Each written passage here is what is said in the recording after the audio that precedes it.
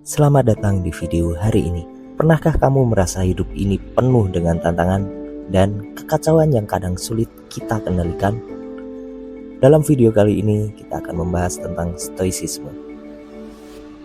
Kebahagiaan kita bukan tentang apa yang terjadi di luar sana, tapi tentang bagaimana kita melihat dan menyikapi situasi tersebut. Sebuah filsafat kuno yang mungkin bisa memberikanmu panduan dalam menghadapi hidup yang tak terduga.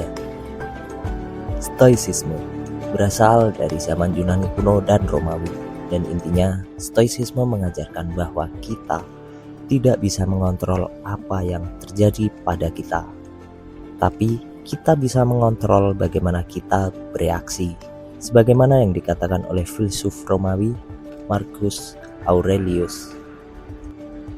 Kebahagiaan bukan ditentukan oleh peristiwa eksternal atau hal-hal di luar kendali kita. Sebaliknya, kebahagiaan lebih ditentukan oleh bagaimana kita memandang dan merespon situasi tersebut.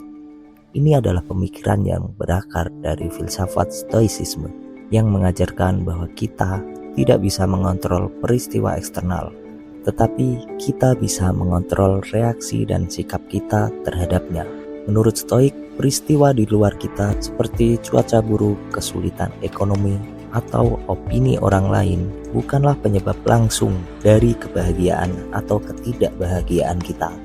Epictetus, seorang filsuf Stoik, pernah berkata, manusia terganggu bukan oleh hal-hal, tetapi oleh pandangan mereka tentang hal-hal itu. Dengan kata lain, apa yang membuat seseorang bahagia bukanlah keadaan eksternal, misalnya kekayaan atau kesuksesan, tetapi sikap batin kita terhadap apa yang terjadi.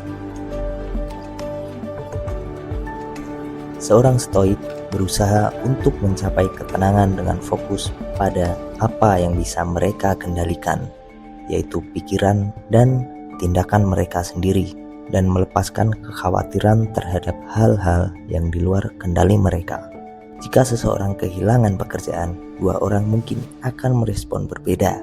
Satu orang mungkin merasa hancur dan putus asa, sementara yang lain mungkin melihatnya sebagai peluang untuk memulai sesuatu yang baru. Kebahagiaan atau ketidakbahagiaan di sini lebih tentang interpretasi mereka terhadap kejadian, bukan peristiwa itu sendiri. Salah satu konsep utama dalam stoicism adalah dichotomy of control, bahwa ada dua jenis hal dalam hidup, hal yang bisa kita kendalikan dan hal yang tidak bisa kita kendalikan. Fokus kita seharusnya pada apa yang ada dalam kendali kita, seperti pikiran, tindakan, dan reaksi kita. Sedangkan segala hal di luar itu, termasuk opini orang lain, kejadian buruk, atau kondisi cuaca, tidak perlu kita khawatirkan. Jadi, bagaimana stoicisme bisa membantu kita dalam kehidupan sehari-hari? Bayangkan, kamu mengalami hal yang buruk. Mungkin kamu terjebak macet, atau ada masalah di tempat kerja, atau bahkan seseorang bersikap kasar kepadamu.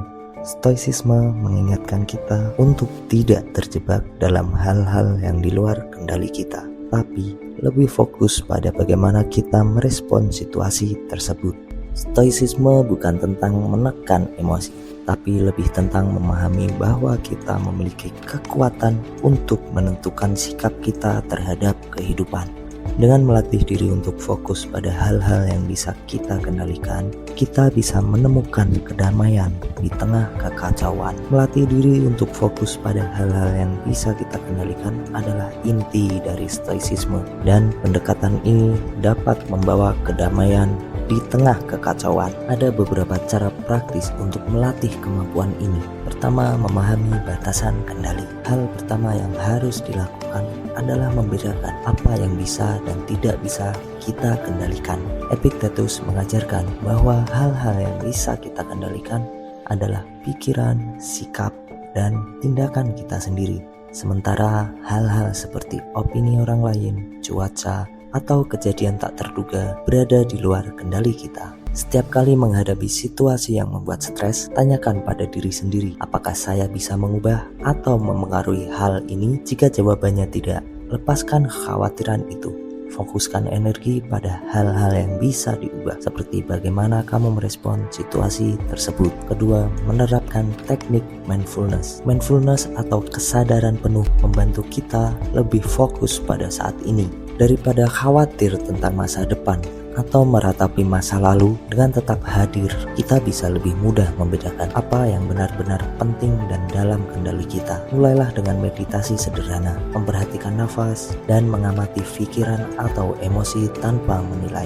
Mindfulness membantu kita menjadi lebih sadar atas reaksi kita dan memilih bagaimana bertindak. Ketiga, latih pemikiran positif dan realistis. Saat kita menghadapi situasi sulit, penting untuk menjaga cara pandang yang realistis namun optimis. Hal ini bukan berarti menutup mata terhadap masalah, melainkan memilih untuk melihat masalah sebagai peluang atau tantangan yang bisa kita atasi. Cobalah setiap hari menulis 3 hal positif yang bisa kamu kendalikan. Misalnya, bagaimana kamu menghadapi situasi sulit dengan tenang, atau bagaimana kamu membuat keputusan yang lebih baik hari ini dibanding kemarin. Keempat, menjaga ketenangan dalam pengambilan keputusan. Respon emosional yang impulsif seringkali memperburuk keadaan.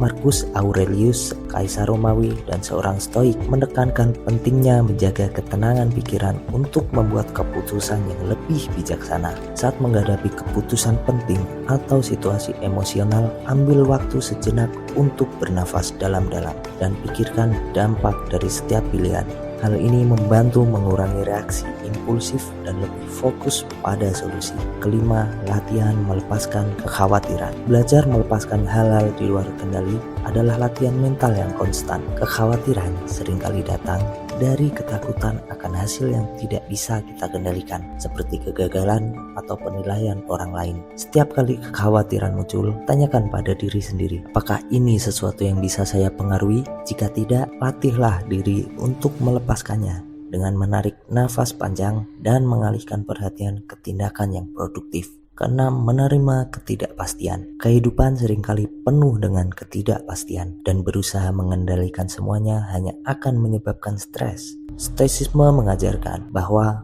menerima ketidakpastian sebagai bagian alami dari hidup akan memberikan rasa damai. Alih-alih mencoba mengontrol setiap detail, buatlah rencana yang fleksibel dan siapkan diri untuk beradaptasi. Fokus pada yang bisa dilakukan di saat ini dan biarkan hasil berkembang seiring waktu. Dengan konsisten menerapkan prinsip-prinsip ini, kita dapat mencapai kedamaian bahkan di tengah situasi yang kacau, karena kita tahu bahwa kita telah melakukan yang terbaik dalam lingkup yang bisa kita kendalikan. Seiring waktu, ini akan membentuk mental yang lebih kuat dan tenang,